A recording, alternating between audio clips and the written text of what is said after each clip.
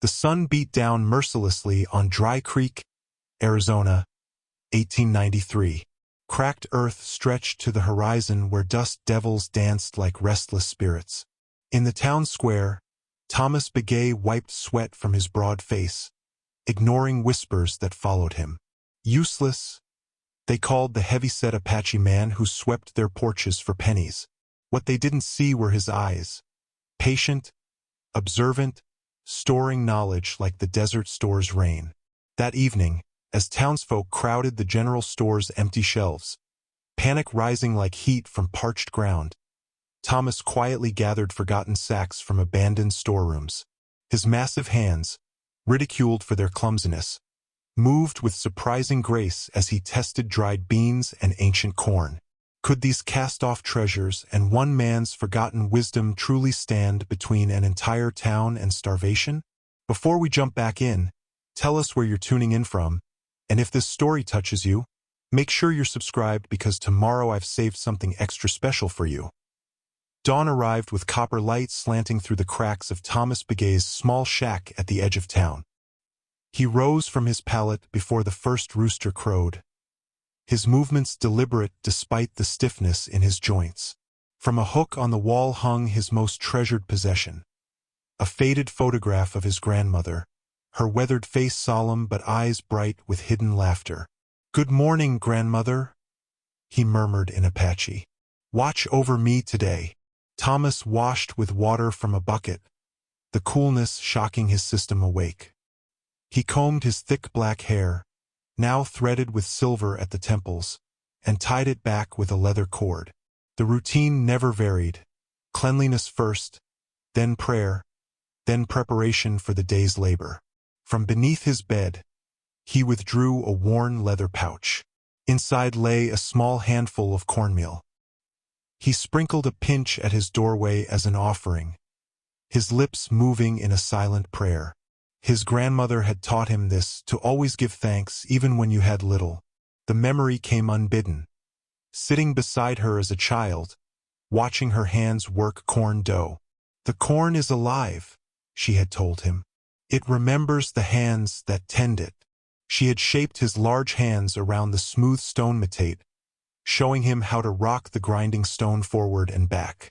The other boys had laughed, but his grandmother merely smiled. "Big hands can do delicate work, Thomas. They were made to create, not destroy." Now those same hands, broader and more calloused, took up his broom, a simple branch bundle tied with twine, and he stepped into the morning light. Dry Creek was stirring to life. Thomas avoided Main Street, taking the back paths to his first job. Mrs. Eleanor Wilson, the widow who ran the general store, always had her porch swept first. When he arrived, she was already arranging goods in her window, though there were fewer items each day. The drought had stretched into its second year, and deliveries were becoming scarce. "Good morning, Thomas," she said, her smile genuine though worry lines creased her forehead. "Would you like some coffee before you start?" "No, thank you, Mrs. Wilson," he replied, his deep voice soft. "Better to work while it's cool." She nodded, watching as he methodically swept the boards clean of dust. Unlike others in town, Eleanor Wilson spoke to him as a person, not as a curiosity or burden. She had arrived from Boston 5 years ago, shortly after Thomas had settled here following his tribe's forced relocation. Perhaps being outsiders gave them something in common. Thomas worked steadily, aware of stares from passers-by. Jim Parker, the blacksmith, spat tobacco juice deliberately close to Thomas's feet. "Still feeding useless, Mrs. Wilson?" Parker called. "Town's got enough mouths without charity cases." Eleanor's back stiffened, but Thomas shook his head slightly. The argument wasn't worth having. He'd heard worse in the 5 years since coming to Dry Creek. The name had stuck quickly, useless, whispered behind hands or called out brazenly by children who mimicked their parents. Thomas finished the porch and moved to his next task, hauling water from the well to the schoolhouse. The teacher, Miss Abernathy, at least had the decency to avoid calling him names to his face, though she never quite looked him in the eye either. As he worked, Thomas observed the town with quiet attention. The crops in nearby fields were withering, corn stalks brown and brittle where they should be green and tall. Farmers spoke in hushed, worried tones about failing yields. Women counted canned goods in pantries with increasing concern. Most troubling were the trains. For 3 weeks now, no supply train had arrived from Phoenix. The station master blamed washouts on the line, but Thomas had heard rumors of worse problems eastward. By midday, the heat was oppressive. Thomas paused in the shade of the livery stable, drinking sparingly from his canteen. His stomach growled. He had eaten only a small portion of beans that morning, saving the rest for evening. Others were hungrier, though few would admit it yet. As he rested, Thomas's eyes fell on the abandoned mission at the edge of town. Behind it, half buried in weeds, lay something he'd noticed months ago. A cracked millstone, discarded and forgotten. His grandmother's voice seemed to whisper in his ear. Nothing useful is ever truly broken, Thomas. It just waits for the right hands. He looked down at his own large hands and felt something stir within him. A memory, an idea, a possibility. The church bell rang out at noon the next day, its urgent clanging drawing townsfolk from their homes and businesses. Thomas watched from across the street as they hurried toward the town hall, faces tight with worry. News had arrived, and from the station master's grim expression, it wasn't good. He slipped in through the side door, standing at the back where his large frame could be partially hidden by a support beam. No one paid him any mind. Their attention was fixed on Mayor Harrison, who stood at the podium wiping sweat from his brow. Beside him stood Bradford Stone, the wealthiest landowner in the county, his silver-topped cane tapping impatiently against the floorboards. "Folks," the mayor began, voice cracking slightly, "I've called this meeting to address some concerning developments. As you know, we've been waiting on supply trains these past weeks." He paused, swallowing hard. "I've received telegram confirmation that the bridge at Devil's Canyon has completely washed out. There will be no rail deliveries for at least 2 months." The room erupted. Mothers clutched children closer. Men pounded fists on benches. Voices overlapped in panic and anger. "What about wagon deliveries?" someone shouted. "The same storms that took the bridge have turned the eastern roads to mud," the mayor replied. "Western routes might be passable in a few weeks, but suppliers in Phoenix are already rationing their goods." Eleanor Wilson stood up from her seat near the front. "What about our town granary? We have emergency stores."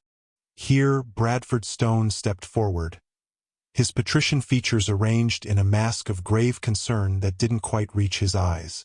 "I've just come from inspecting the granary with the mayor. I regret to inform you all that rats have infested the main storage. Most of our grain is spoiled." He held up a burlap sack with ragged holes torn in its side. "This is what remains of our emergency supplies." Thomas felt his heart sink as he looked at the empty grain sack. The symbol of their predicament couldn't have been clearer. What had once sustained them was now empty, violated, useless. Stone continued, his voice taking on the practiced tone of a man accustomed to having his suggestions treated as commands. "I propose immediate rationing of all remaining foodstuffs. My associates and I will organize a fair distribution system." His pause was barely noticeable before he added, "Naturally, priority should be given to those who contribute most to the town's functioning. Essential personnel, you understand." "You mean the wealthy?" Eleanor challenged, rising again. "Those who already have private stores." Stone's smile tightened. "I mean those whose continued health ensures the town's survival, Mrs. Wilson. Doctors, law enforcement, leadership." From the corner, Jim Parker called out, "And what about them that don't contribute nothing? Just taking up space and eating food the rest of us need?" His gaze deliberately shifted to where Thomas stood. Murmurs of agreement rippled through the crowd. Thomas kept his expression neutral, though he felt each word like a stone against his skin. "We ain't feeding Indians while our own children go hungry," someone shouted from the back. Mayor Harrison raised his hands. Now, folks, let's not lose our heads or our humanity. But Mr. Parker does raise a point worth considering. In times of crisis, every mouth to feed is— He searched for a diplomatic word, a consideration. Thomas watched as faces turned toward him, some curious, some hostile, some merely calculating. He had seen this before. When resources grew scarce, certain people became expendable. He knew which category he occupied in their minds. As the meeting dissolved into arguments about rationing and priorities, Thomas slipped out the side door, unnoticed in the commotion. Outside, the sun beat down mercilessly on the parched earth. A dry wind carried the scent of dust and dying crops. Thomas walked slowly back to his shack, mind working. He had seen 3 summers of drought in his childhood, when the reservation agent had forgotten their allotments. His grandmother had kept the family alive, finding food where others saw nothing. Inside his small home, he knelt beside his bed and reached underneath, pulling out a small carved box. Opening it carefully, he removed a clay pot sealed with pine pitch, wrapped in a faded red cloth. His most precious possession, carried all the way from the reservation. His grandmother's gift when soldiers had come to relocate them. When hunger walks behind you, she had told him, this walks before you. Thomas carefully unwrapped the clay pot, his decision made. The town might call him useless, but his grandmother's knowledge was about to prove its worth. With hands that trembled slightly, Thomas unsealed the clay pot. The scent that emerged was faint but distinct, sour and yeasty, a living thing sleeping. His grandmother's sourdough starter had survived the journey and years of dormancy, sealed away from air and light. "Nzu," he whispered in Apache. "Hello, old friend." Thomas added lukewarm water to the dried flakes at the bottom of the pot, stirring gently with a wooden spoon. The mixture looked unpromising, a gray paste with little to suggest its potential. But Thomas knew better. He covered the pot with a damp cloth and placed it in the warmest corner of his small home. As he worked, memories flowed through him like water. His grandmother standing at her table, strong arms working dough, explaining to him the mystery of what white people called sourdough. "This is not just food, Thomas," she had said. "This is life speaking to life. The invisible spirits that make the dough rise have been passed from mother to daughter since before the Spanish came. They remember the old times. They will outlive us all."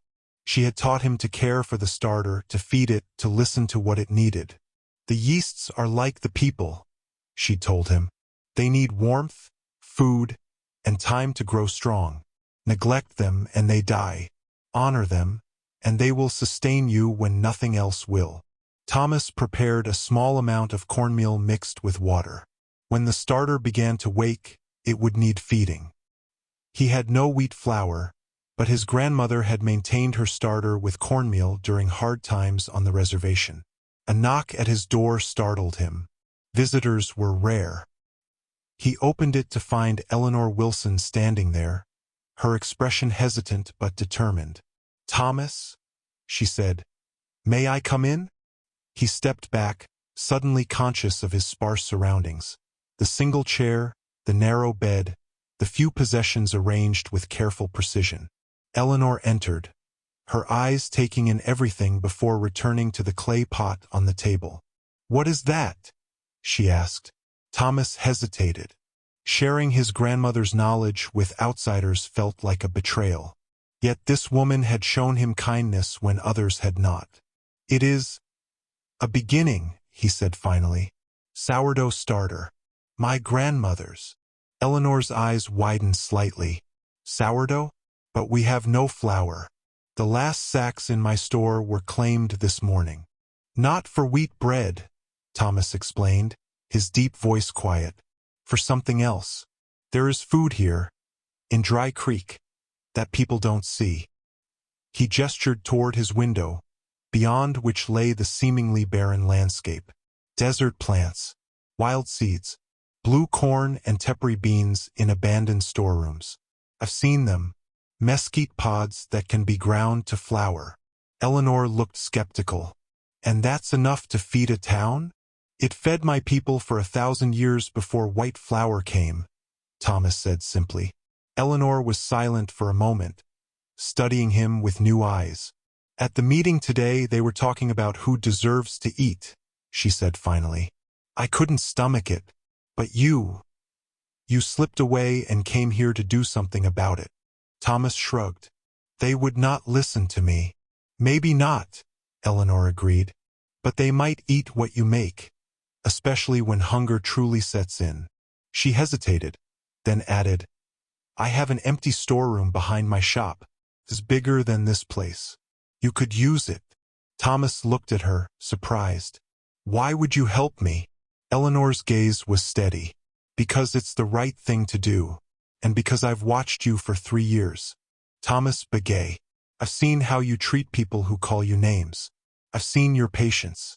If anyone can show this town how to survive, it's you. Thomas looked down at the clay pot, where the first tiny bubbles were beginning to form in the starter signs of life awakening. I will need help, he admitted. And tools. A grinding stone. Clay for an oven. I'll help you find what you need, Eleanor promised. What do we look for first? Thomas felt something unfamiliar stir in his chest. Hope, perhaps, or purpose. First, we need more cornmeal to feed the starter. Then, we search for the blue corn I saw in the abandoned mission storeroom. As the afternoon sun cast long shadows, Thomas and Eleanor slipped through the back alleys of Dry Creek, gathering forgotten treasures from abandoned pantries and storerooms. By sunset, they had accumulated small sacks of blue corn, dried tepary beans, and wild amaranth seeds, humble ingredients that most townsfolk had dismissed as Indian food not worth eating. The starter, meanwhile, continued to bubble in its pot, growing stronger by the hour. A small miracle of transformation that would soon change everything.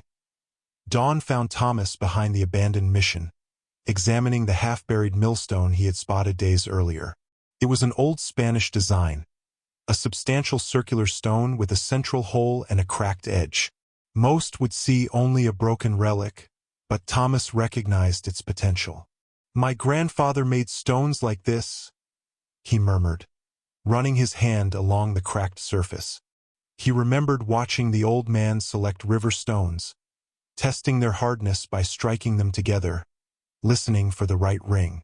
A good millstone sings, his grandfather had told him, and lasts for generations. Thomas dug carefully around the stone, leveraging it with a wooden beam until he could pull it free of the earth. The matching top stone was nowhere to be found, but Thomas knew he could fashion a replacement. The mission's crumbling wall provided several flat stones that could serve his purpose. He dragged the heavy stone toward town, muscles straining. The weight was considerable, but his size, so often mocked, now proved an advantage. Still, sweat poured down his face by the time he reached Eleanor's store. She had cleared her back storeroom as promised.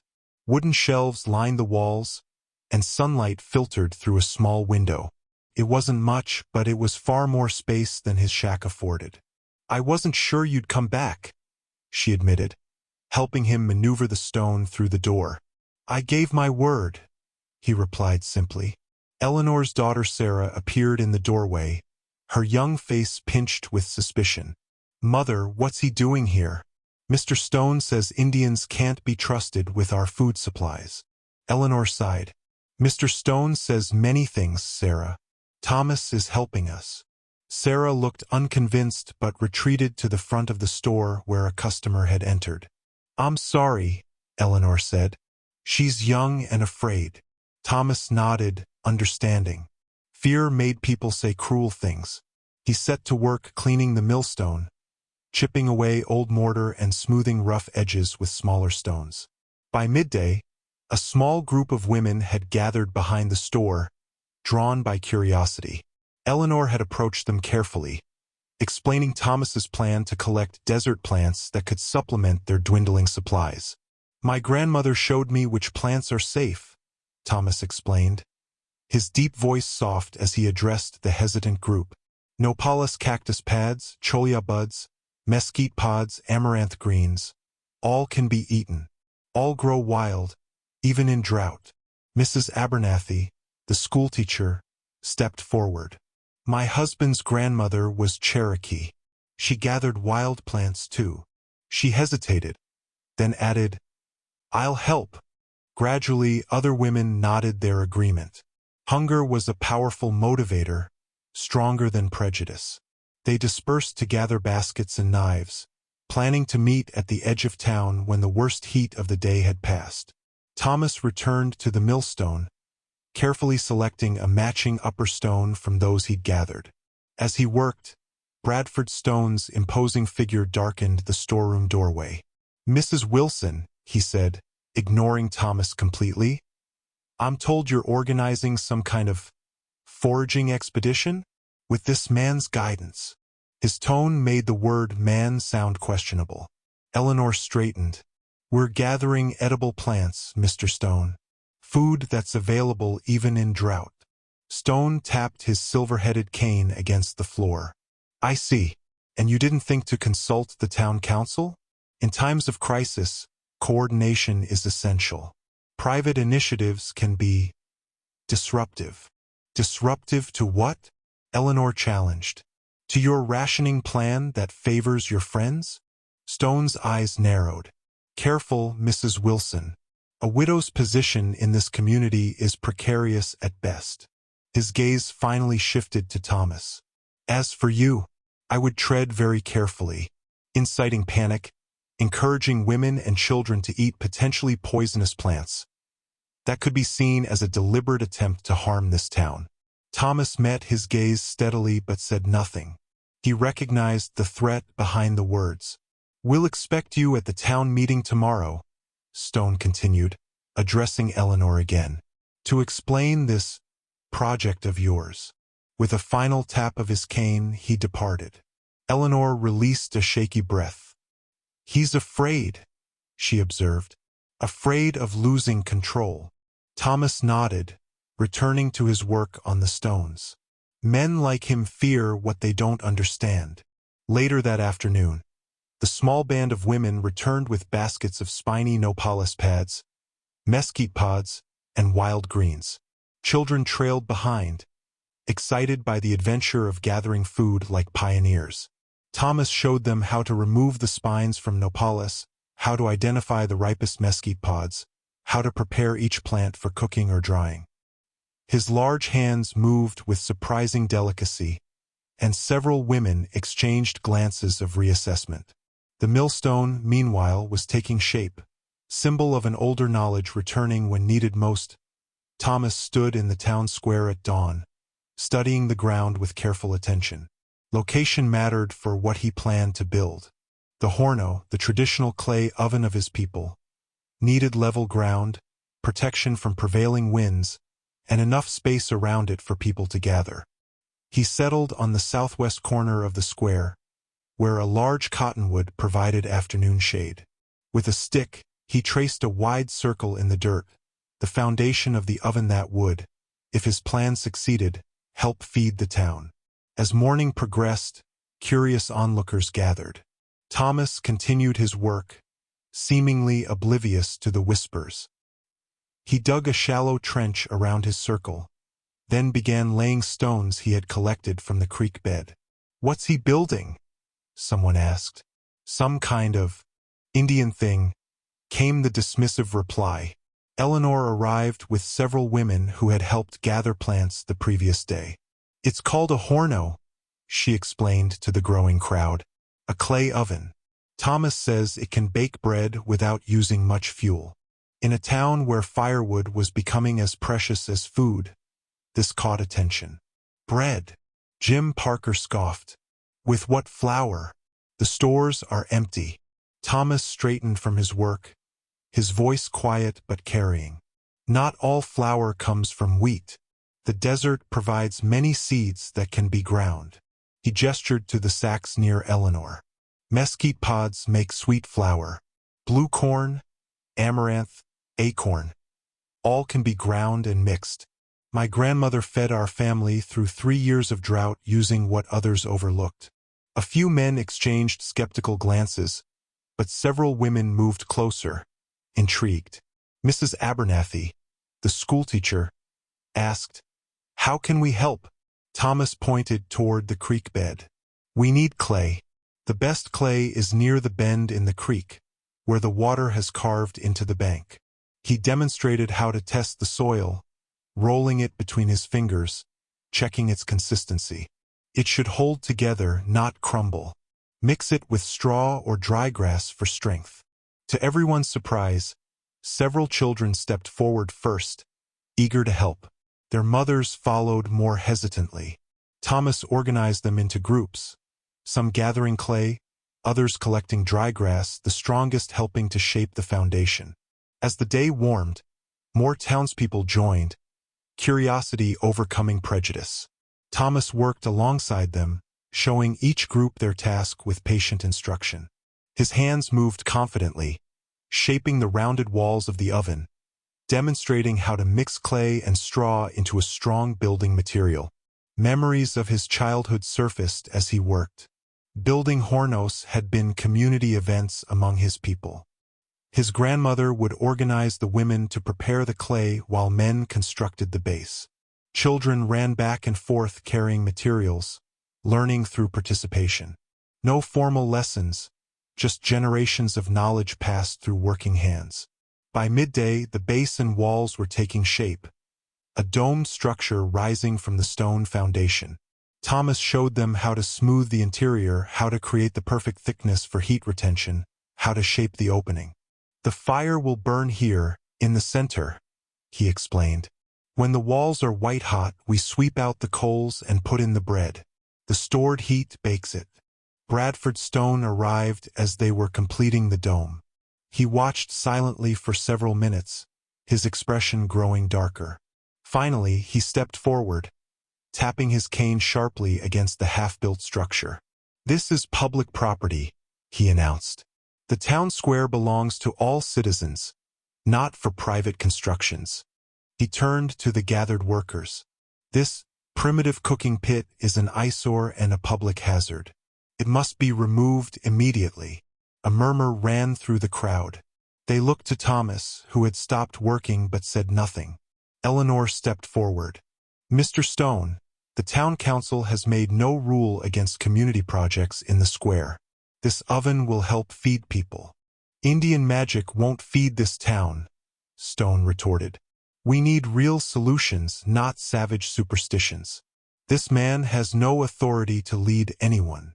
The mayor, attracted by the commotion, pushed through the crowd. "What's happening here?" Stone turned to him. "Harrison, surely you can't allow this unauthorized construction." "What next?" "Teepees in the street." Mayor Harrison looked uncertain, glancing between Stone's angry face and the partially constructed oven. But before he could speak, Sarah, Eleanor's daughter, surprisingly stepped forward. "Mother and I haven't eaten proper bread in 2 weeks," she said clearly. "The stores are empty. Mr. Thomas knows how to make food from what's around us." She hesitated, then added, "I think we should let him try." Others nodded in agreement, hunger proving stronger than prejudice or politics. Mayor Harrison, sensing the mood, cleared his throat.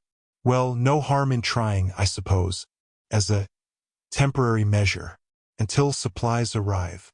Stone's face flushed with anger, but he recognized defeat. For now, with a final glare at Thomas, he stalked away, muttering about order and proper channels. Work resumed with renewed purpose.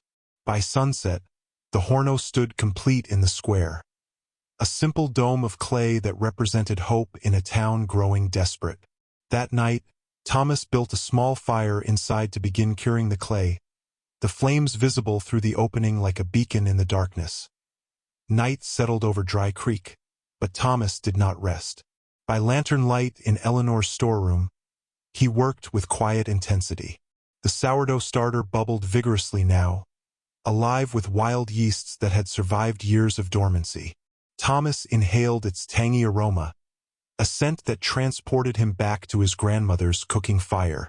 He combined the starter with ground blue corn and mesquite flour, adding water until the consistency felt right. His large hands moved with practiced grace, kneading the sticky dough with patient strength. There was no recipe, only knowledge passed through generations.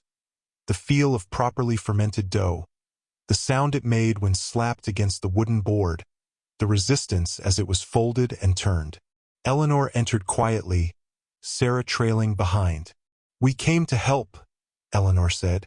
Thomas nodded, grateful for the company as much as the assistance. "The fire in the horno must burn all night to properly heat the stones," he explained. "The dough must rise until morning." Sarah approached cautiously, watching his hands work the dough. "It looks different from regular bread dough," she observed. "It is alive," Thomas explained, his deep voice gentle. "The wild yeasts eat the sugars in the corn and mesquite. They release breath that makes the dough rise, and flavor that makes it taste good." He demonstrated how to fold the dough, then stepped back. "Try," he encouraged Sarah. Hesitantly, she placed her small hands on the dough, mimicking his movements. Thomas corrected her gently, showing her how to use the heel of her hand to push, then fold the dough back on itself. "Bread is patience," he said. "Most people rush. They add too much flour because they fear the stickiness. But sticky dough makes bread with holes to catch butter and honey." Sarah smiled at this, her earlier suspicion fading. "My father used to love fresh bread," she said quietly. Thomas and Eleanor exchanged glances over the girl's head. It was the first time Sarah had mentioned her father without bitterness since Thomas had known her. Throughout the night, others came, drawn by curiosity or hunger or simply the warm glow of the horno fire in the square. Mrs. Abernathy arrived with 2 other women. Jim Parker's wife slipped in after her. Husband had gone to sleep. Even the mayor's wife made a brief appearance, ostensibly to observe, but staying to help shape loaves. Thomas taught them all with the same patient grace, explaining fermentation in simple terms, demonstrating techniques, answering questions. The dough, made from ingredients they had previously disdained, transformed before their eyes, rising, developing structure, promising nourishment. By dawn, dozens of shaped loaves sat on cloths, ready for baking. The horno glowed orange from within, its clay dome radiating heat. A crowd had gathered in the square, drawn by the uncommonly delicious aroma and the spectacle of Thomas, covered in flour dust, tending the fire. "The oven tells you when it's ready," he explained to the onlookers. "The inside turns white when the heat is right." Using a long wooden peel he had carved the previous day, Thomas carefully removed the coals from the horno. The interior glowed with intense heat. With practiced movements, he slid the first loaves into the oven, then sealed the opening with a clay plug.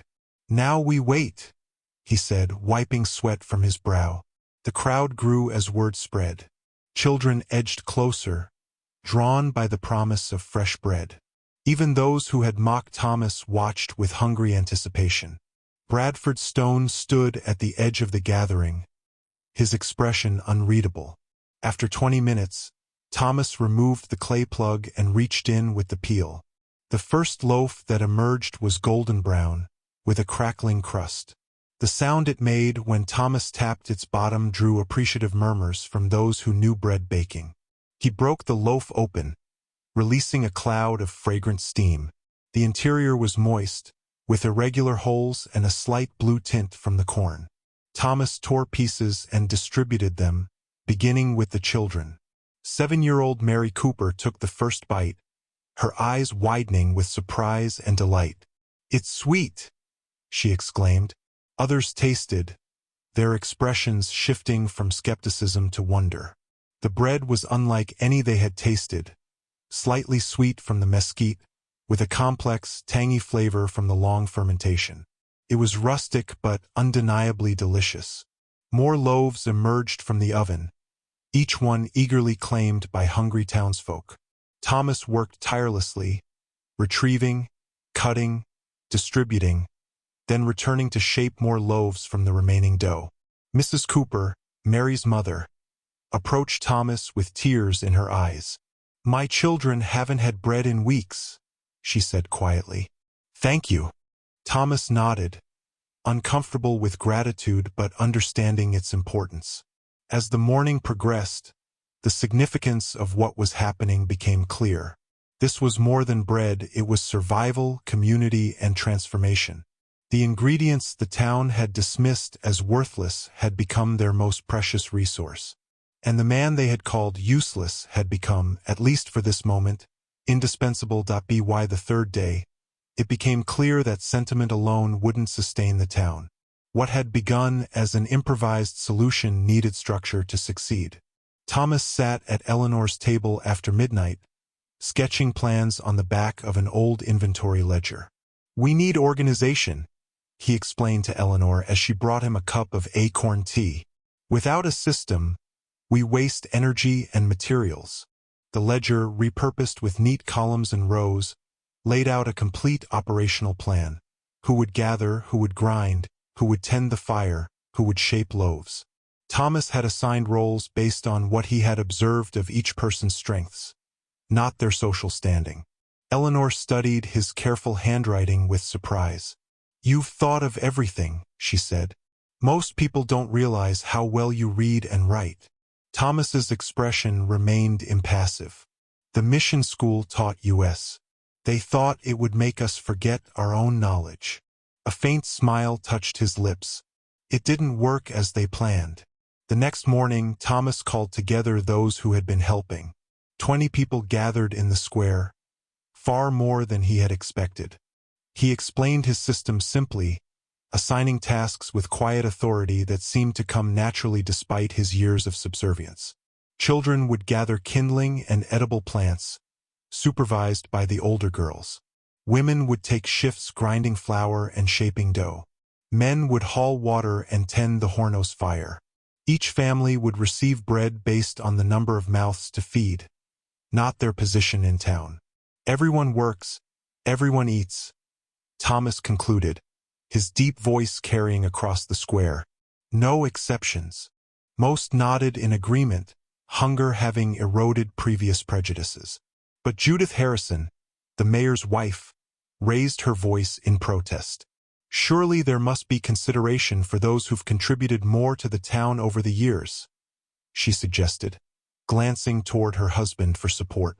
"The Harrisons and Stones have built this community, after all." Thomas met her gaze steadily. "The drought doesn't recognize names, Mrs. Harrison. Hunger comes to fine houses the same as poor ones." Before she could respond, Eleanor stepped forward with the ledger. "Thomas has created a fare system based on need. 1 loaf per person, every other day. For those doing the heaviest work, a supplemental portion."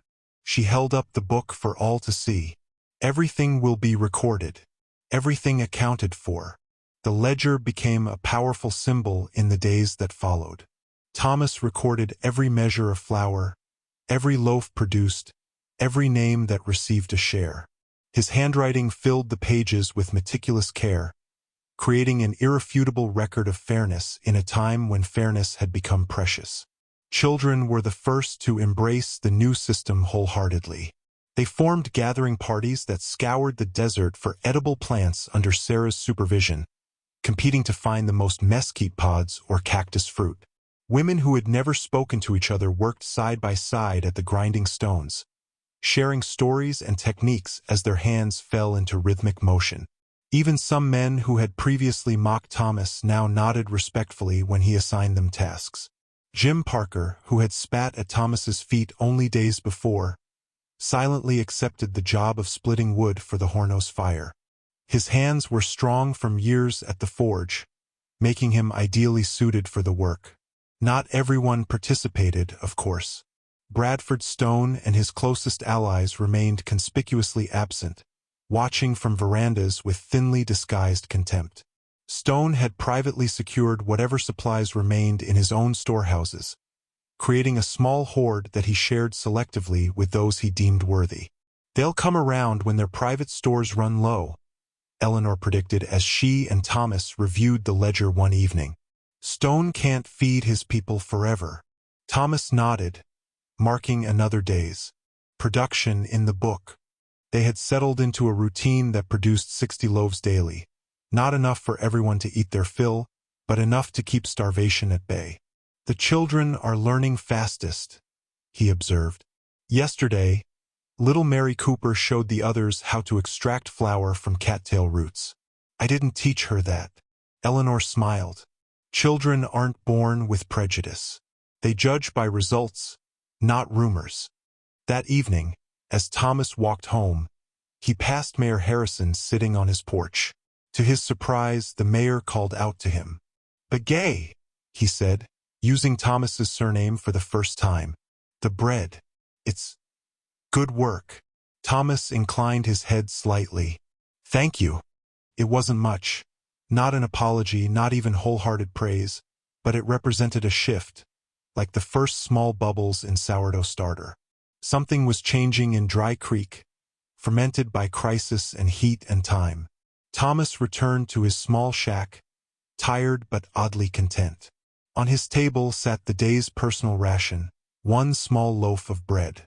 He broke it carefully, saying the blessing his grandmother had taught him, grateful for food that was both physical and spiritual nourishment. 2 weeks into the rationing system, the first serious cracks began to appear.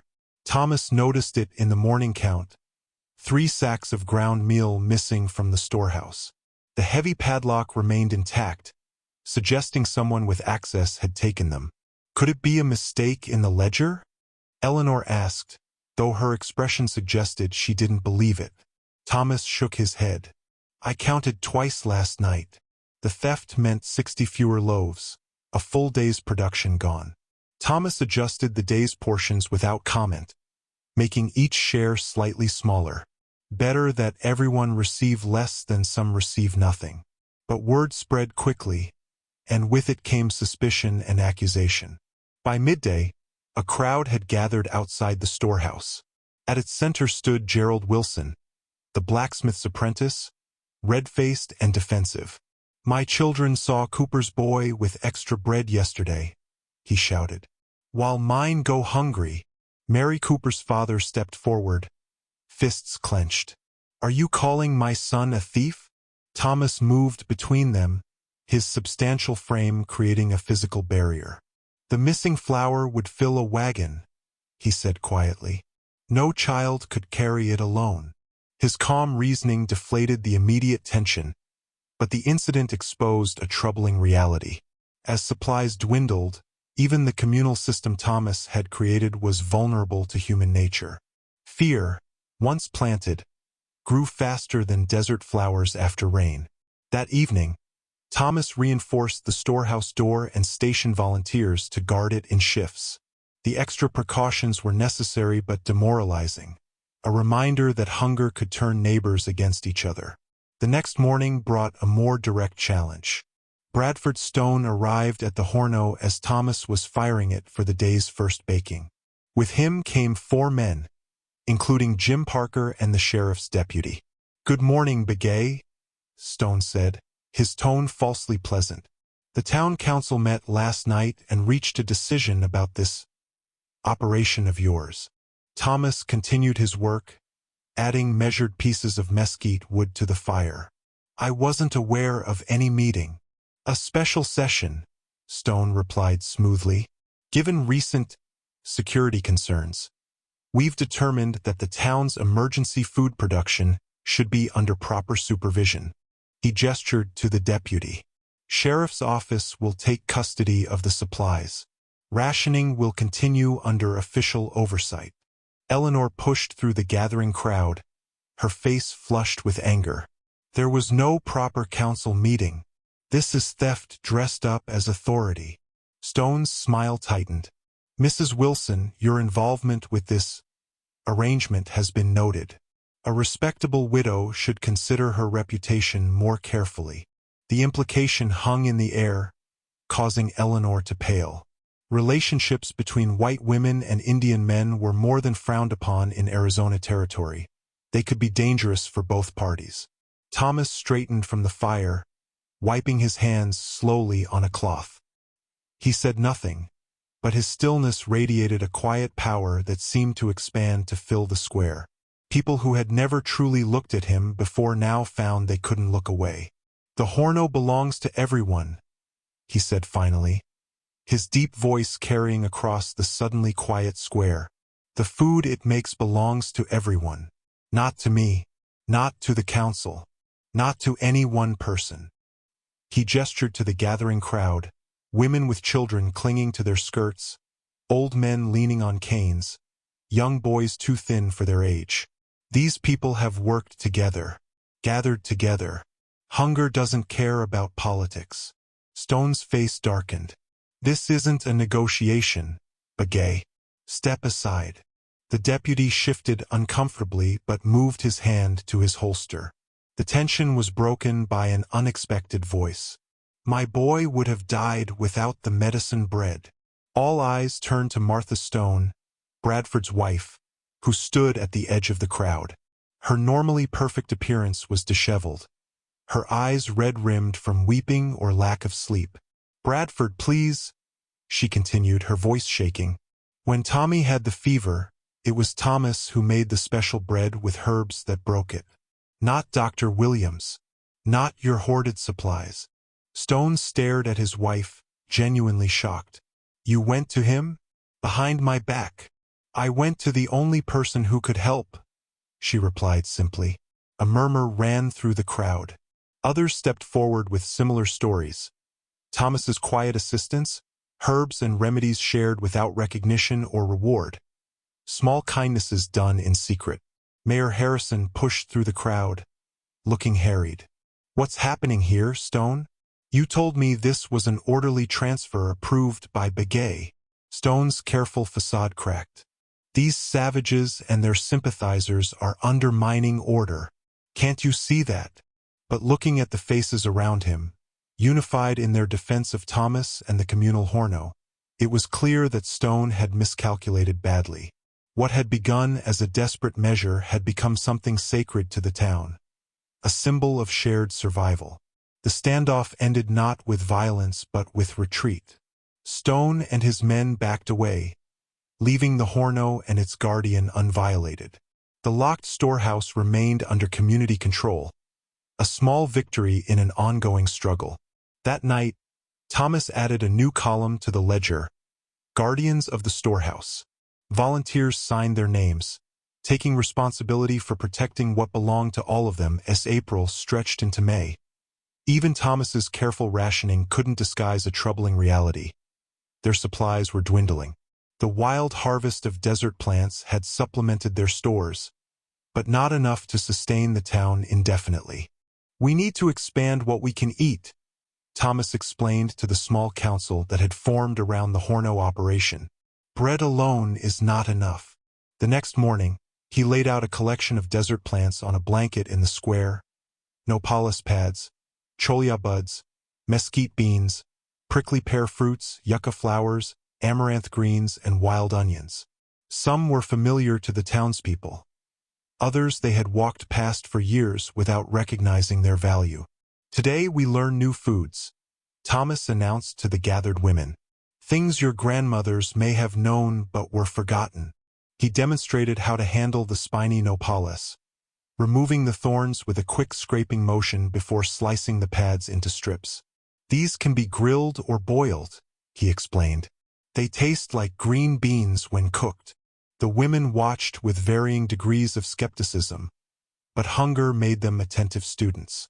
Thomas showed them how to harvest cholla buds safely, how to roast mesquite pods to bring out their sweetness, how to prepare each plant in ways that made them palatable and nutritious. "My grandmother said, 'The desert provides if you know how to ask,'" he told them as they worked. "These plants have sustained my people for thousands of years." Mrs. Abernathy, who had become one of Thomas's most enthusiastic supporters, took notes on everything he demonstrated. "We should preserve this knowledge," she insisted, "for future hardships." By midday, an extraordinary feast had been prepared: roasted nopales with wild onions, cholla bud stew, mesquite bean bread, prickly pear fruit sauce, and yucca flour fritters. The aromas drew people from throughout the town, including those who had previously avoided the communal meals. Children were the first to approach, drawn by curiosity and hunger. Sarah organized them into a tasting party, encouraging them to try each dish and describe the flavors. Their initial hesitation gave way to genuine enthusiasm. "It tastes like candy," exclaimed one boy after trying the roasted mesquite bread. The adults followed more cautiously, but soon most had filled their plates with the unfamiliar foods. Thomas moved among them, explaining each dish, gently correcting misconceptions about Indian food with patient education. Eleanor watched from beside the cooking fire, a smile playing at her lips. "You're a born teacher," she told him quietly when he passed. "You should have been a professor, not a street sweeper." Thomas allowed himself a small smile in return. "My grandmother was the true teacher. I just remember, not everyone embraced the new foods." Bradford Stone's family remained conspicuously absent from the communal meals. Stone had made it clear to his household that they would eat from his private stores rather than accept charity from the town's Indian. Yet Stone's control over his family wasn't absolute. Tommy Stone, his 10-year-old son, had watched the other children gathering plants with increasing envy. Forbidden to join them, he decided to conduct his own expedition, slipping away while his father attended a meeting. Tommy had observed the gathering parties from a distance but had missed the careful instructions about which plants were safe. He collected an impressive array of vegetation, including several plants that resembled those he'd seen the other children gather. Among them were the delicate white flowers of sacred datura, a powerful and dangerous plant that Thomas had specifically warned children to avoid. By evening, Tommy Stone was violently ill. Dr. Williams, confronted with symptoms he didn't recognize, could offer little help. The boy's fever rose, his vision blurred, and his breathing became labored. In desperation, Martha Stone sent her maid to find Thomas. Thomas arrived at the Stone house without hesitation, carrying a small bundle of herbs and roots. He recognized the symptoms immediately when he saw the boy. "Datura poisoning," he said quietly to Martha. "Did he eat white trumpet flowers?" Martha nodded tearfully, showing him the remaining plants Tommy had collected. Thomas set to work immediately, brewing a tea from activated charcoal and certain binding herbs that would help remove the toxins from the boy's system. He stayed through the night, applying cool cloths to Tommy's forehead and administering small sips of the medicinal tea. Bradford Stone returned near dawn to find Thomas still at his son's bedside. His initial rage gave way to helpless concern as Martha explained the situation. "Will he live?" Stone asked, his voice stripped of its usual authority. Thomas nodded. "The poison is leaving his body. He is young and strong." By morning, Tommy's fever had broken. Thomas left simple instructions for his continued care and a small loaf of bread infused with herbs to settle the boy's stomach. As he departed, Stone stopped him at the door. The wealthy man struggled visibly with what to say. "My son," he began, then paused. "Thank you," he said finally, the words seeming foreign on his tongue. Thomas nodded once, accepting what must have been a difficult acknowledgement for the proud man. No further words were exchanged, but something fundamental had shifted. Word spread quickly about Tommy's misadventure and recovery. Parents brought their children to Thomas to learn which plants were safe and which were dangerous. Thomas's desert plant collection became a vital educational tool, saving lives even as it expanded the town's menu. The discovery came at dawn. Thomas arrived at the storehouse to find the door ajar, the new lock broken. Inside, the carefully stacked sacks of precious flour, nearly a week's worth for the entire town, were gone. All that remained was a single empty flour sack lying in the center of the floor, like a taunt. Thomas stood motionless, absorbing the impact of the loss. They had been so careful. The volunteer guards had been in place, Yet somehow the thieves had managed to make off with hundreds of pounds of laboriously ground flour without raising an alarm. He picked up the empty sack, examining it for clues. A faint but distinctive odor clung to the fabric. Pipe tobacco, expensive and unusual. Thomas had smelled it only once before, when Bradford Stone had blown smoke in his direction during a confrontation. By the time Eleanor arrived, a crowd had gathered. The news spread like wildfire, igniting fear and anger that had been simmering beneath the surface for weeks. Who would do this? Mrs. Cooper demanded, clutching her daughter's hand tightly. Taking food from children's mouths. Jim Parker's voice rose above the others. I think we all know who has resources to spare while the rest of us scrape by. Stone and his fancy friends haven't missed a meal since this drought began. A dangerous murmur of agreement rippled through the crowd. Thomas watched as the collective anger crystallized into purpose. Several men retrieved rifles from their homes. Others gathered tools that could easily serve as weapons. Let's pay Stone a visit, Parker called out. Get back what's ours. Thomas stepped forward, placing himself between the angry mob and the road to Stone's estate. Wait, he said, his deep voice carrying authority that surprised even him. We don't know who took the flour. Don't we? Parker challenged. Who else would want to shut down what we've built here? Who's tried to control the food from the beginning? Eleanor joined Thomas, her face pale but determined. If it was Stone, we need proof. We can't become a lynch mob. The children are hungry now, someone shouted. We can't wait for proof. Thomas held up the empty flour sack. This was left behind. It smells of Stone's tobacco. He paused, letting the implications sink in. But a man who plans carefully wouldn't leave such evidence. The crowd hesitated, uncertain. I will go to Stone, Thomas continued, with the mayor and the sheriff. If he has our flour, we will find it. Without bloodshed. Some protested, but Mayor Harrison, who had arrived during the commotion, nodded in agreement. Thomas is right. We're still civilized folk, even in hard times. An hour later, a small delegation approached Stone's estate. Thomas, the mayor, Sheriff Mills, and Eleanor, who had insisted on coming despite Thomas's concerns for her safety. They found Stone on his veranda, seemingly unsurprised by their arrival. I wondered when you'd come, he said, setting aside his newspaper. I suppose you're missing some supplies. Sheriff Mills stepped forward. Mr. Stone, we have reason to believe stolen community flour may be on your property. We'd like to look around. Keep this official. Stone smiled thinly. By all means. The search revealed nothing until Thomas noticed fresh wagon tracks leading to a rarely used storage shed behind Stone's stables. Inside, they discovered not only the missing flour but additional supplies that had disappeared over previous weeks. Stone appeared unruffled when confronted. A simple misunderstanding, he claimed. I was safeguarding these supplies for the town's benefit. The storehouse security was clearly inadequate. By breaking in at night? Eleanor challenged. Without telling anyone?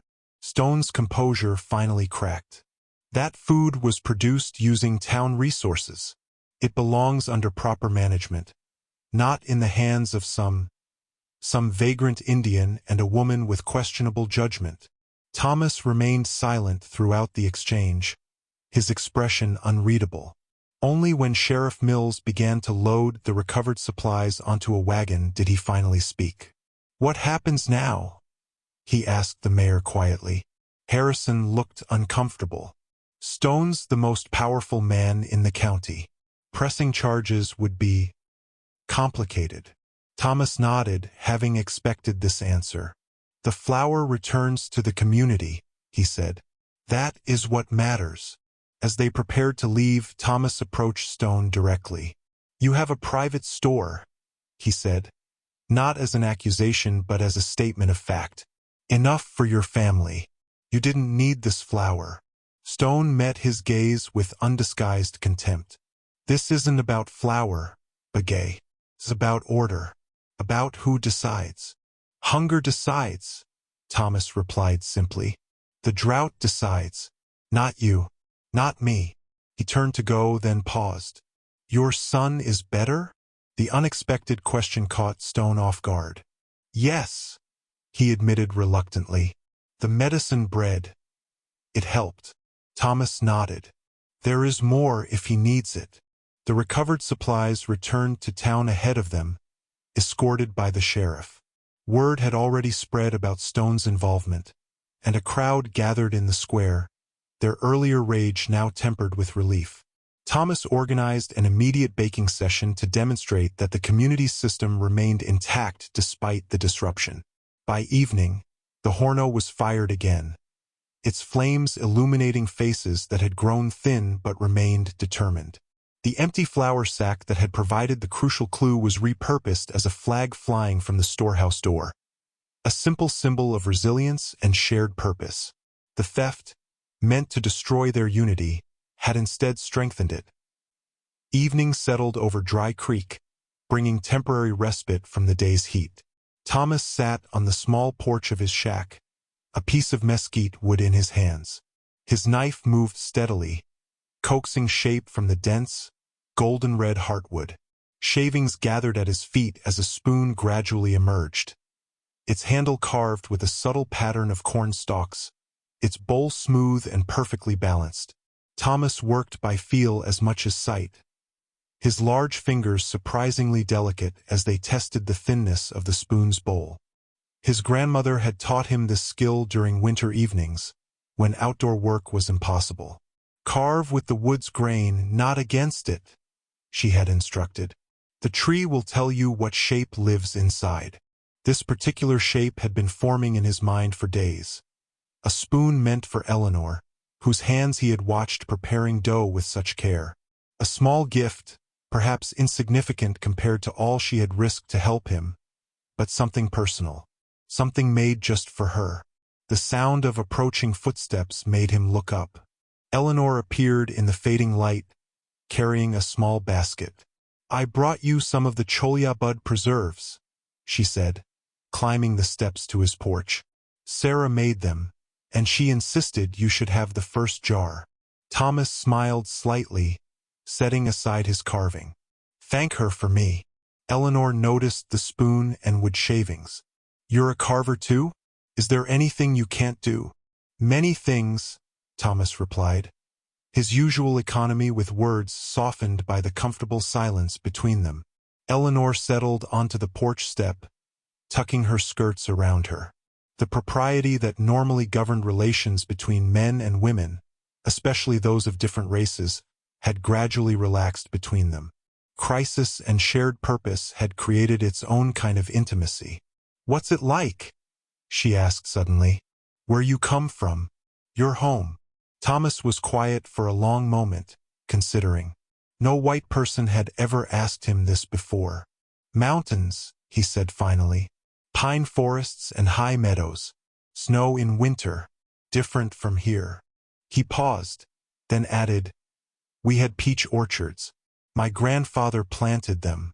The soldiers cut them down when they moved us. Eleanor's expression reflected her sorrow at this simple statement of loss. I came from Boston, she offered in return. My husband brought me west for his health, the dry air. It didn't save him. Thomas nodded, understanding the unspoken burden of being alone in a place that wasn't truly home. I was a teacher, Eleanor continued, before I married. I sometimes think I should have stayed in that life. You still teach, Thomas observed. I see how you work with the children. She smiled at this. Perhaps. And you? What would you have been if... She didn't finish the sentence, but Thomas understood the question. A healer, maybe, like my grandfather. He hesitated, then added, or a farmer. I liked growing things. The conversation flowed more easily after that. Memories and small confidences exchanged in the gathering darkness. Eleanor spoke of her late husband's kindness and his slow decline. Thomas shared fragments of reservation life, his grandmother's wisdom, the day the soldiers came to relocate them again. Neither mentioned what they both knew, that in normal times, their friendship would be considered scandalous at best, dangerous at worst. Arizona Territory had strong opinions about relations between races, particularly when they involved white women and Indian men. As the evening deepened, Thomas returned to his carving, finishing the spoon's final details while they talked. Eleanor watched his hands work, fascinated by their controlled strength. "It's beautiful," she said when he held up the completed spoon. "Mesquite would last forever, my husband used to say." "It's for you," Thomas replied, extending it handle first. "For your kitchen." Eleanor accepted the gift with visible emotion, running her fingers over the carved details. "Thomas, I don't know what to say." "You don't need to say anything." The moment stretched between them, filled with unspoken possibilities. Then the sound of approaching footsteps broke the spell. Sarah appeared at the edge of the property, slightly out of breath. "Mother, I've been looking everywhere." Her eyes darted between them, noting their proximity with a teenager's keen awareness of adult undercurrents. "Just bringing Mr. Begay some preserves," Eleanor explained, rising quickly. "It's getting late, we should head home." Sarah glanced at the wooden spoon in her mother's hand but said nothing. As they prepared to leave, Thomas wrapped a small package in a clean cloth. "Her bread," he explained, handing it to Sarah.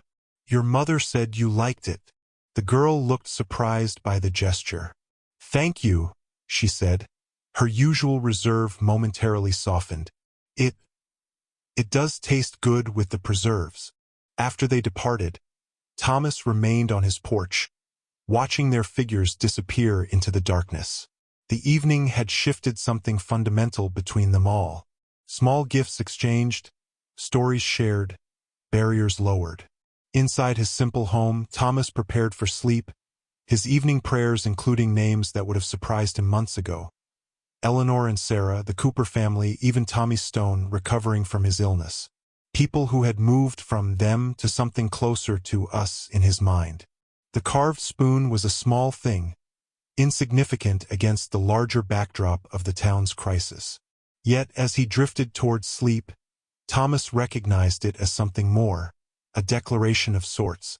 Not just craftsmanship but caring, not just function but feeling. In a world that had categorized him as useless, he had found purpose. And perhaps something even more precious. The morning sky darkened from the west, an unusual sight in the drought-stricken territory.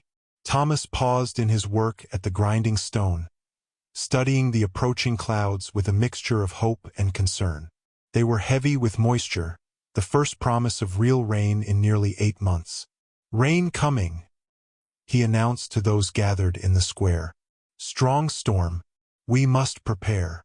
His words sparked immediate activity. In a land where water was precious beyond measure, no warning about incoming rain went unheeded. Thomas organized teams to place barrels and containers throughout town to capture the precious rainfall. Every bucket, tub, and pot was pressed into service, positioned under eaves and gutters. "The Horno must be protected," Thomas instructed, directing several men to construct a temporary shelter over the clay oven. "If it gets too wet before firing, it will crack." Eleanor and the women hastened to bring in drying herbs and flour from open-air work tables. Sarah led the children in digging shallow trenches to direct runoff toward the vegetable gardens they had recently planted with Thomas's guidance. The activity had an almost festive quality, the anticipation of rain bringing joy after so many months of dust and dryness. Yet Thomas remained watchful, his eyes constantly returning to the approaching storm front. Something in its color and speed concerned him. "Too much rain can be as dangerous as none," he cautioned Mayor Harrison. "The dry ground won't absorb it quickly." His warning proved prescient. When the rain finally came, it arrived not as a gentle blessing but as a deluge. Water hammered down with shocking force, overwhelming the parched earth's ability to absorb it. Within an hour, The dusty streets had become muddy rivers, rushing downhill toward the normally dry creek bed that gave the town its name. Thomas worked tirelessly, directing efforts to protect the Horno and food stores. When the storehouse began to leak, he climbed onto its roof despite the downpour, patching holes with canvas and tar salvaged from the livery stable. As darkness fell, the storm intensified. Lightning split the sky in jagged bursts, followed by thunder that shook the ground. Most townsfolk retreated to their homes, but Thomas continued his rounds, checking the rising water levels and reinforcing barriers. Near midnight, Jim Parker burst into the storehouse where Thomas was moving sacks to higher ground.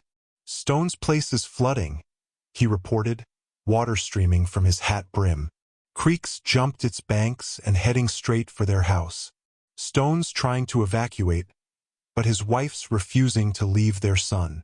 Thomas remembered that Tommy Stone was still recovering from his illness, too weak to be moved through the storm safely. "How many men can you gather?" Thomas asked, already reaching for his coat. Parker looked surprised. "You're going to help Stone? After everything?" Thomas met his gaze steadily. "I'm helping people in danger." "How many men?" Within 15 minutes, Thomas led a group of 8 men toward the Stone estate, battling through rain so heavy it stung their skin. They carried ropes, shovels, and lanterns that struggled to remain lit in the downpour. They found chaos at the grand house. Water had already reached the porch, flowing from the overflowing creek with frightening speed. Bradford Stone stood in the doorway, attempting to direct servants who were carrying valuables to the second floor. When he spotted Thomas, his expression flashed with confusion before hardening again. "Come to witness our misfortune, Begay?" "Come to help," Thomas replied simply, assessing the situation. "The water will rise further. We need to divert it." Without waiting for permission, he began directing the men to dig a channel that would redirect the flood away from the house's foundation. Stone watched for a moment, then surprisingly took up a shovel himself, working alongside men he normally would have only commanded. Inside the house, Thomas found Martha Stone beside Tommy's bed, her face pale with fear. "The water's rising," she said. "Bradford says we need to carry him upstairs, but he's so weak." Thomas examined the boy briefly, noting his feverish state. "Moving him is risky," he agreed. "If we can divert enough water, you won't need to." He fashioned a simple rain barrel from materials found in the Stone's storage room, a tool he had seen his grandmother use countless times to collect precious water. Positioned strategically outside, it would help channel water away from the house's vulnerable points. Through the night, they fought the flood. Apache man, white townsfolk, and wealthy landowner working side by side against a common enemy. Thomas's knowledge of water management, learned from centuries of his people's experience in flash flood country, proved invaluable. By dawn, the rain had slackened to a steady drizzle. The creek had crested without breaching the Stones' living quarters, though their stables and outbuildings hadn't been as fortunate. Thomas stood watching the water recede, exhaustion evident in the slump of his broad shoulders. Bradford Stone approached, equally tired, his fine clothes caked with mud. For a long moment, neither man spoke. "My son is safe," Stone said finally. "My house still stands." Thomas nodded, accepting the closest thing to thanks the proud man could offer. "Your knowledge," Stone began, then stopped, seemingly struggling with the admission.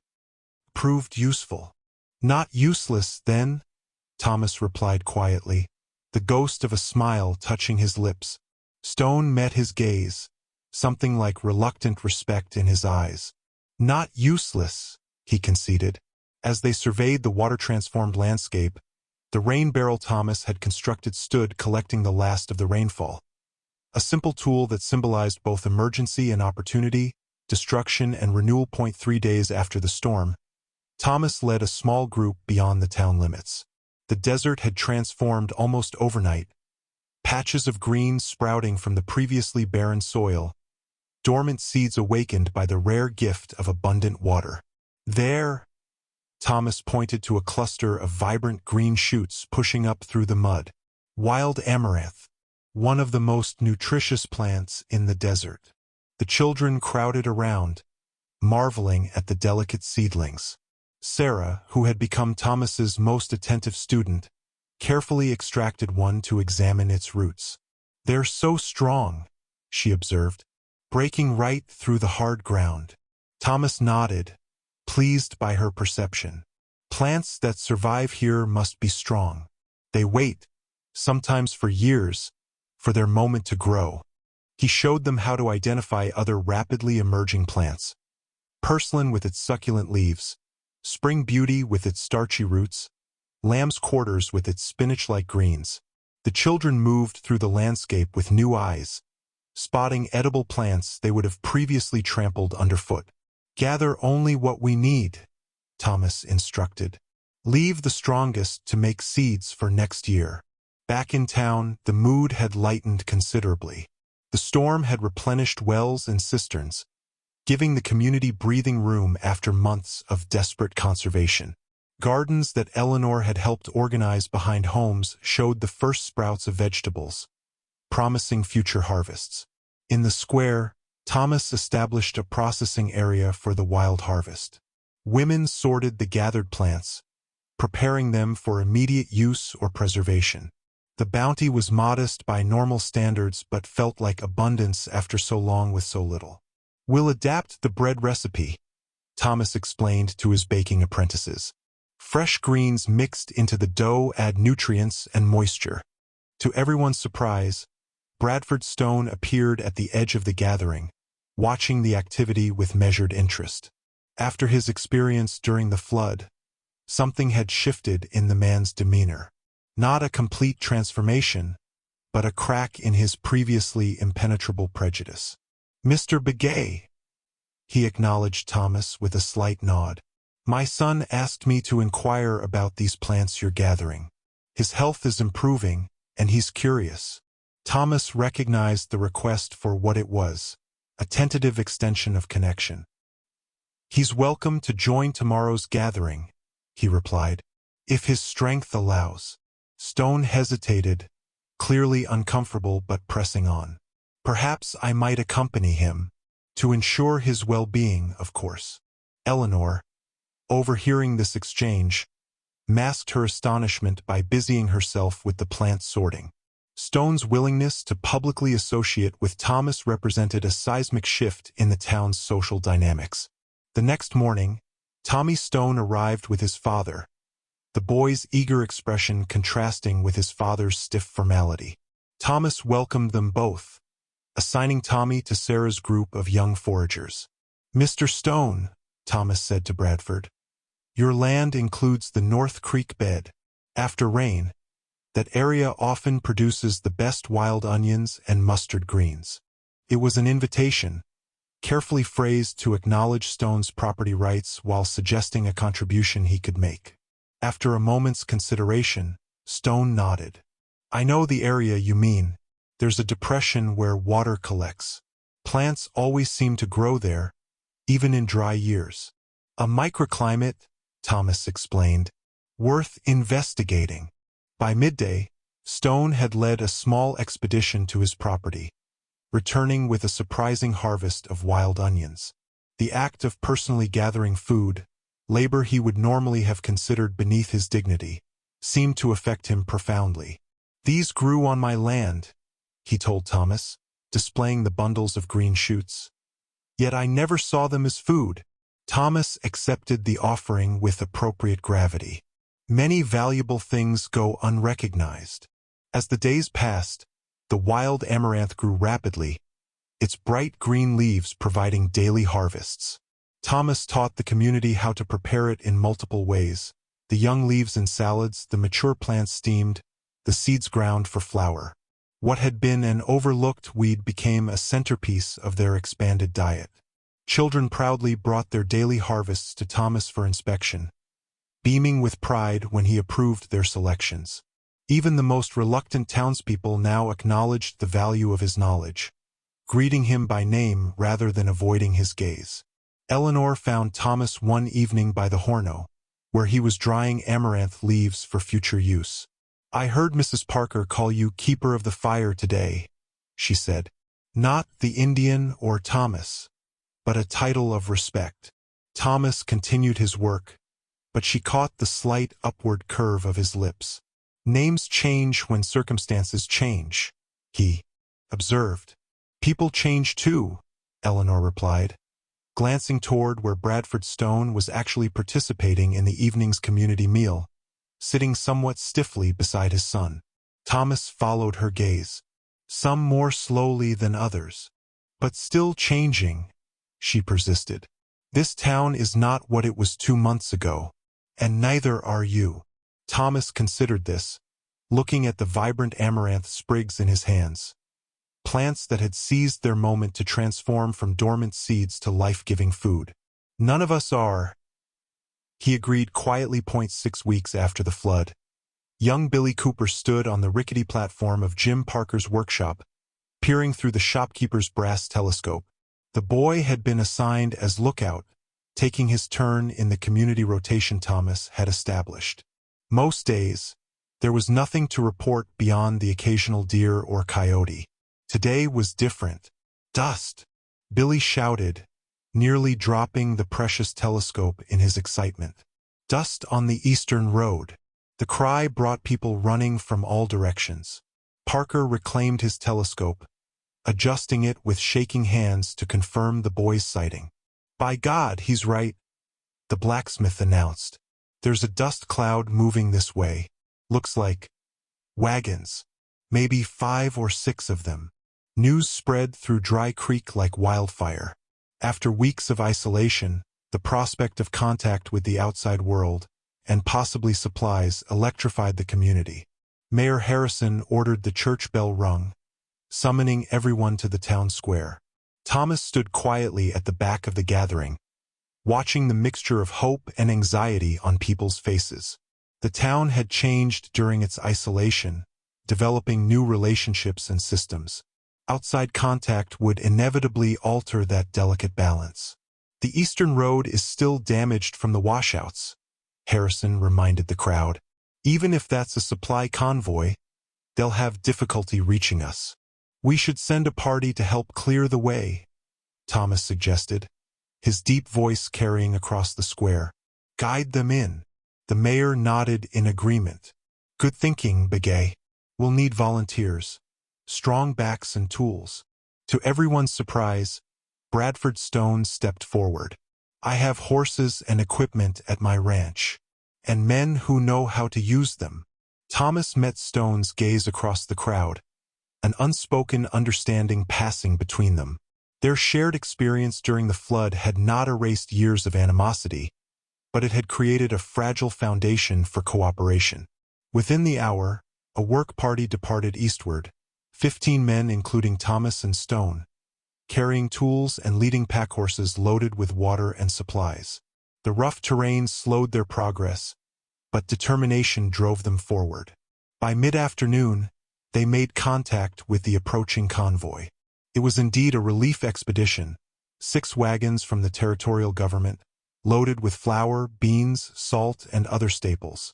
The convoy leader, a grizzled veteran named Captain Reynolds, seemed surprised to find such an organized reception party. "Most towns we reach are barely functioning," he told Thomas as they worked together to reinforce a makeshift bridge. "Folk too weak or disorganized to help themselves." Thomas continued working, uncomfortable with the implied praise. Dry Creek learned to work together. Necessity taught us. The captain observed Thomas's quiet authority, noting how both white and Mexican workers followed his instructions without question. "You the mayor?" he asked. Bradford Stone, overhearing, answered before Thomas could. "No, Captain. This is Thomas Begay. He's been essential to our survival." The simple acknowledgement from his former adversary left Thomas momentarily speechless. Progress was slow but steady. The men filled washouts, built temporary bridges over the worst sections, and guided the heavy wagons around obstacles. By sunset, they had reached the outskirts of town, where an eager crowd awaited them. Mayor Harrison delivered a formal welcome, but Captain Reynolds was more interested in Thomas's rationing system. The captain had seen too many relief efforts fail because of poor distribution. "Show me your methods," he requested, following Thomas to the storehouse where the ledger contained all records of their communal economy. Thomas explained the simple but effective system: work rotations, need-based distribution, complete transparency. The captain examined the meticulous records with growing admiration. "I've seen government operations less organized than this," he remarked. "Mind if I take notes? Other towns could benefit from your approach." As the convoy supplies were unloaded, Thomas integrated them into the existing system, adjusting rations based on the new abundance but maintaining the fair distribution that had sustained them through the worst times. Some convoy members were clearly uncomfortable taking direction from an Apache man, but Captain Reynolds's obvious respect for Thomas muted their objections. The captain had seen too much suffering on his relief mission to care about race when competence was available. That evening, the town hosted a modest celebration to thank the convoy members. The Horno produced more bread than it had in weeks, supplemented with stews made from wild greens and the convoy's salt pork. During the meal, Captain Reynolds addressed the gathered townspeople. "I've visited 12 communities affected by the drought," he told them. "None have fared as well as Dry Creek. Your community spirit and organization are remarkable." His gaze found Thomas. "You've been blessed with uncommon leadership." An awkward silence followed, as many townspeople contemplated the irony. Their salvation had come through the man they had once dismissed as useless. Mayor Harrison cleared his throat. "We're learning to recognize the value in unexpected places," he said carefully, "and unexpected people." As darkness fell, Thomas stepped away from the celebration, seeking quiet by the Horno. Eleanor found him there, watching the coals glow within the clay dome. "The convoy leader called you a leader," she said softly.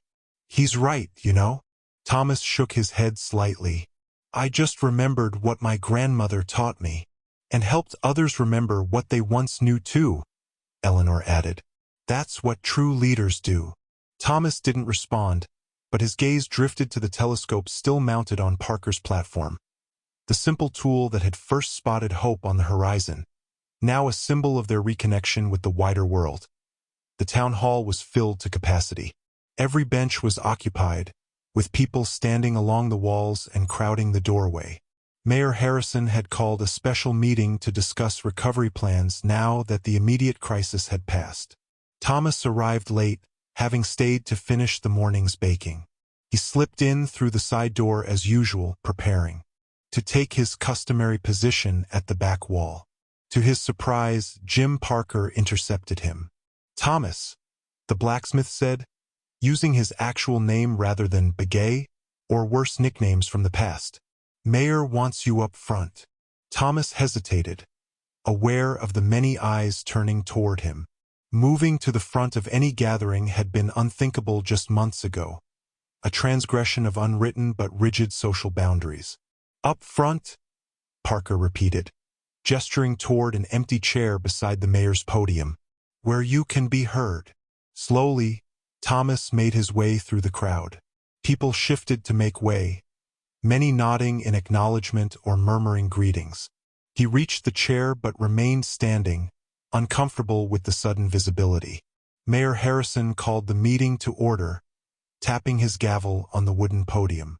"Citizens of Dry Creek," he began, "we've gathered today to discuss our path forward.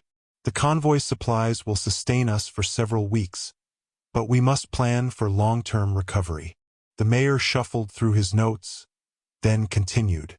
"Before we begin that discussion, there's a matter of recognition this council wishes to address." He turned to Thomas. "Mr. Begay, would you please sit down? You're making us all nervous standing there like a sentinel." A ripple of laughter broke the tension. Thomas complied, lowering himself into the chair that would have been unthinkable for him to occupy months before. "As many of you know, Harrison continued. When this crisis began, our town was unprepared. Our granary was compromised. The rail lines washed out, and panic was setting in. He paused, adjusting his spectacles. What you may not fully appreciate is how close we came to tragedy. The mayor gestured to a stack of papers on his podium. Captain Reynolds shared reports from other communities that lacked what we had: organization, alternative food sources, and leadership. The death tolls in some settlements have been substantial. A somber silence fell over the room as the implications sank in. Dry Creek survived, all of us, because of knowledge we nearly overlooked and a man many of us. Harrison paused, clearly choosing his words carefully, failed to value properly. All eyes turned to Thomas, who kept his expression neutral despite his discomfort with the attention. This town council officially recognizes Thomas Begay's essential role in our survival, Harrison declared. Without his knowledge of desert plants, bread-making, and community organization, many of us might not be sitting here today. Applause broke out, surprising in its enthusiasm. Thomas remained still, eyes lowered, and used to public recognition of any kind. When the applause subsided, an unexpected figure rose from the front row, Bradford Stone, leaning slightly on his silver-headed cane. "Mr. Mayor," Stone said, his aristocratic voice carrying effortlessly across the room, "if I might address the gathering." Harrison nodded, yielding the floor. Stone turned to face the crowd, his expression uncharacteristically reflective. "Many of you know me as a man of strong opinions," he began, drawing a few nervous chuckles. "I've built my life on certain assumptions about how the world should function, about who should lead and who should follow." He paused, his gaze finding Thomas. "The drought has taught me, taught all of us, I hope, the danger of such rigid thinking." Stone's next words seemed to cost him considerable effort. "I opposed Thomas Begay at every turn. I saw his methods as primitive, his leadership as inappropriate. I was wrong." The admission hung in the air, weighty in its simplicity. This town survived because Thomas knew what we had forgotten: how to work together, how to respect the land, how to make use of resources others dismissed. Stone straightened his shoulders. "I've learned more about humility in these past months than in my previous 60 years. He returned to his seat without further comment, leaving the room in stunned silence. Bradford Stone admitting error was unprecedented. Mayor Harrison cleared his throat, clearly taken aback by Stone's speech. "Well said, Bradford." He turned to Thomas. "Mr. Begay, the council has a proposal. We'd like to establish a community garden based on your knowledge, preserving these skills for future hardships, and we'd like you to oversee it." It was more than a job offer. It was formal recognition of Thomas's place in the community. The meeting minutes, carefully recorded by the town clerk, would memorialize this moment when the social order of Dry Creek fundamentally shifted. Thomas considered his response carefully. "The garden is a good idea," he said finally, his deep voice quiet but carrying. "If it belongs to everyone, if everyone works in it." Harrison nodded. "Of course, a community resource." "Then I will help," Thomas agreed. Later that afternoon, Eleanor found Thomas by the Horno, seemingly unchanged by the morning's events as he methodically shaped loaves for baking. "Did you ever imagine," she asked, "when they called you useless, that one day the town council minutes would record your wisdom?" Thomas continued his work, but a slight smile softened his features. "My grandmother always said names were just breath. Actions are what last." Eleanor watched his hands shape the bread with practiced skill. "Your grandmother was a wise woman." "Yes," Thomas agreed. "She would have liked you." The simple statement conveyed volumes about his feelings, past and future connecting in the present moment, like the town meeting minutes that now recorded a new chapter in Dry Creek's history. As spring yielded to early summer, Dry Creek began its slow recovery. The rail line was partially repaired, bringing limited supplies and mail. Gardens flourished in the wake of the unusual rains. The crisis that had bound the community together was gradually subsiding, leaving Thomas at a crossroads. Each evening, he sat on his small porch, watching the sunset paint the western sky. The question grew in his mind, what would become of him now? Before the drought, he had been tolerated but not welcomed.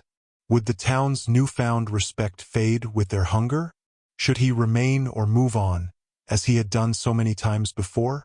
One such evening, as these thoughts circled in his mind, Thomas carefully worked a small piece of silver he had traded for with a passing Navajo merchant. His large fingers shaped the soft metal with surprising delicacy, forming a simple band. Not ornate like those in the town's jewelry shop, but solid and genuine. A familiar footstep announced Eleanor's arrival.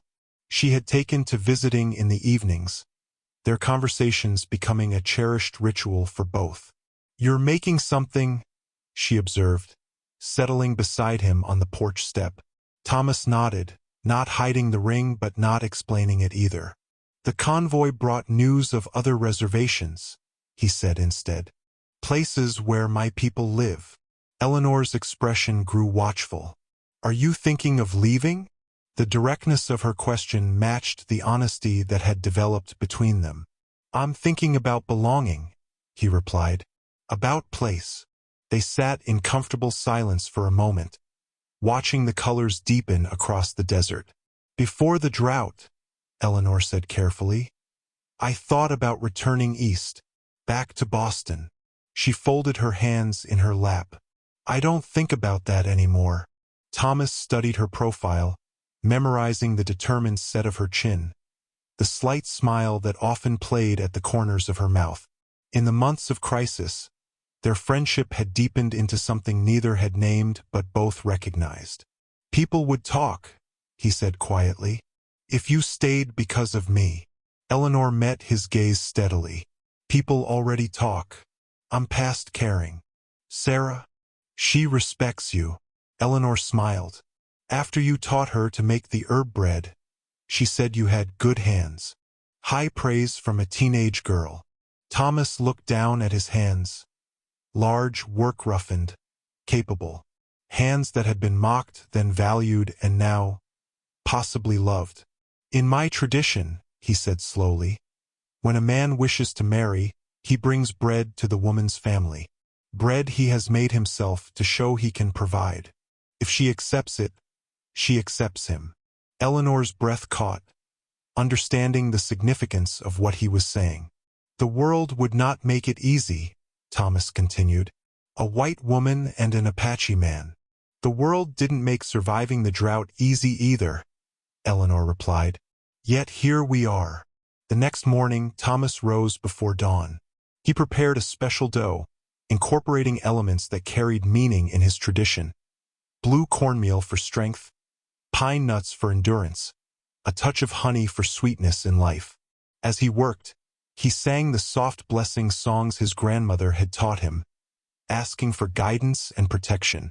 By mid-morning, the special loaf was baking in the horno. Thomas had constructed a small bundle containing the silver ring and a carved wooden box to hold it. Traditional and non-traditional elements combined, like the life he was proposing they build. Eleanor received him in her small parlor behind the store, Sarah unexpectedly present as well. The girl's presence might have been coincidence, but Thomas suspected Eleanor had ensured her daughter would witness this moment. Thomas placed the wrapped bread on the table between them. "In my people's way," he explained, his voice deeper than usual with emotion, "food is more than sustenance. It is connection, commitment." He unwrapped the cloth, revealing the golden brown loaf. "This bread carries my intention to provide, to care, to remain beside you through all seasons." From within the loaf, he extracted the small wooden box, opening it to reveal the simple silver ring.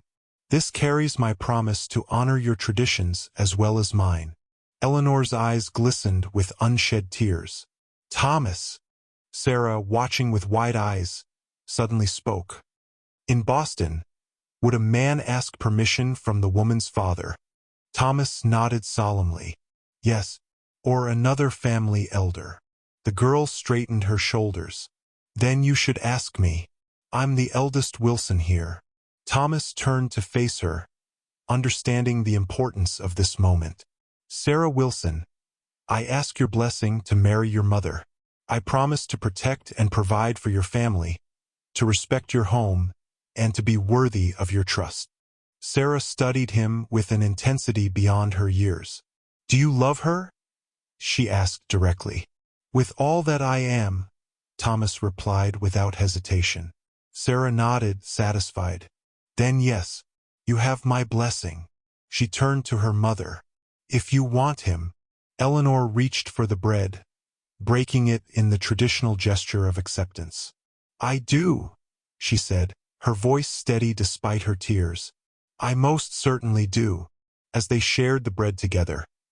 Apache man, Boston widow, and her daughter. Thomas felt something settle within him. The question of belonging had been answered, not by a place, but by these people who had become his home. The simple silver ring gleamed in the morning light as Eleanor slipped it onto her finger. A small, perfect circle of connection and commitment. September brought the first true harvest since the drought began. The community gardens Thomas had established flourished beyond expectation, yielding corn, beans, squash, and native plants in abundance. Fields that had lain dormant showed promising signs of recovery. The rail line was fully repaired, bringing regular deliveries and reconnecting Dry Creek to the wider world. To mark this turning point, Mayor Harrison declared a harvest festival, the first in 3 years. The town square buzzed with preparation, transformed by garlands of autumn flowers and colorful banners. At its center stood the Horno, no longer merely functional but decorated as the heart of the celebration, adorned with corn husks and sunflowers. Thomas watched the preparations from Eleanor's porch, his face reflecting quiet contentment. The past months had brought changes he could never have imagined when he swept the town's porches for pennies. Now he oversaw the gardens, taught classes on desert plants at the schoolhouse, and, most astonishingly, prepared to marry Eleanor Wilson in 2 days' time. Penny for your thoughts, Eleanor said, joining him with 2 cups of coffee. Wondering what my grandmother would think, he replied, accepting the cup. Seeing her wild yeast starter feed an entire town, Eleanor smiled. I think she'd be proud of the bread and the man who baked it. The festival began at noon with the ringing of the church bell. Families streamed into the square, carrying dishes that reflected Thomas's influence: blue corn muffins, nopala salad, mesquite bean cookies, alongside traditional favorites from their various backgrounds. The communal feast table stretched the length of the square, laden with food that represented both recovery and transformation. No longer merely surviving, the town was celebrating the integration of old knowledge and new understanding. Thomas had spent the previous night baking, producing dozens of special loaves for the occasion. Each family would receive one, a symbol of community that had become associated with him. Children crowded around the Horno, eager to help distribute the bread, their easy acceptance of Thomas a stark contrast to the taunts of the previous year. Mayor Harrison called for attention, standing beside the decorated Horno. Friends and neighbors, he began. A year ago we faced starvation. Today we celebrate abundance. He gestured to the laden tables. But we celebrate something even more valuable. The lesson that true worth isn't always where we expect to find it. The mayor turned to Thomas. Mr. Begay, Thomas, would you and Mrs. Wilson join me? As Thomas and Eleanor stepped forward, a murmur of anticipation ran through the crowd. Though their engagement wasn't secret, this was their first public acknowledgement of it. Tomorrow, Harrison announced, I'll have the privilege of officiating at the wedding of these 2 remarkable people. Today, I want to recognize what their union represents for our community, the bringing together of different traditions, knowledge, and strengths. He raised his glass. To Thomas and Eleanor, whose courage in crisis saved our town. and whose courage and love reminds us to look beyond old prejudices. The toast was met with enthusiastic approval, though Thomas noticed a few uncomfortable expressions among the crowd. Change came unevenly, and some minds remained fixed in old patterns. Bradford Stone made his way through the gathering, leaning more heavily on his cane than he had months before. Age and the strain of the crisis had taken their toll, but his eyes remained sharp. "Begay," he said, extending his hand. "Never thought I'd see this day." Thomas accepted the handshake. "Nor I, Mr. Stone. You've proven me wrong about many things." Stone glanced toward Eleanor. "She's a fine woman, deserves happiness." "On that we agree," Thomas replied. Stone hesitated, then added, "The town council has been discussing a new position, official botanist and agricultural advisor for the county. Salary and land included. You'd be the obvious choice." Thomas maintained his composure, though the offer represented a remarkable reversal. "I'll consider it," he said simply. As Stone moved away, Eleanor squeezed Thomas's hand. "Did he just offer you a job?" "And land," Thomas added, still processing the significance. Sarah appeared with a group of children who had been helping serve. "Mr. Thomas," called little Mary Cooper, "we saved this for you." She presented a crown woven from yucca fibers and desert flowers. "Because you're the keeper of the fire." Thomas knelt to accept the gift, allowing the children to place it on his head despite his usual avoidance of attention.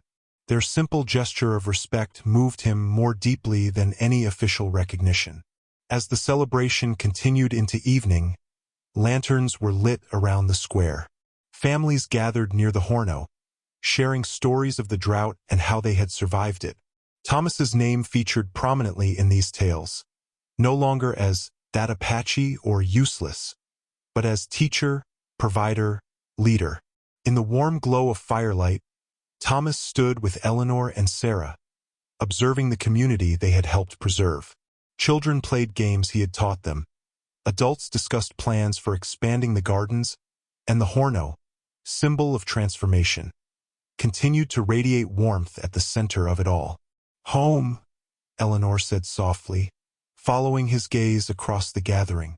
Thomas nodded, finally embracing the word he had hesitated to claim for so long. "Home," he agreed, no longer an outsider but essential, respected, and beloved.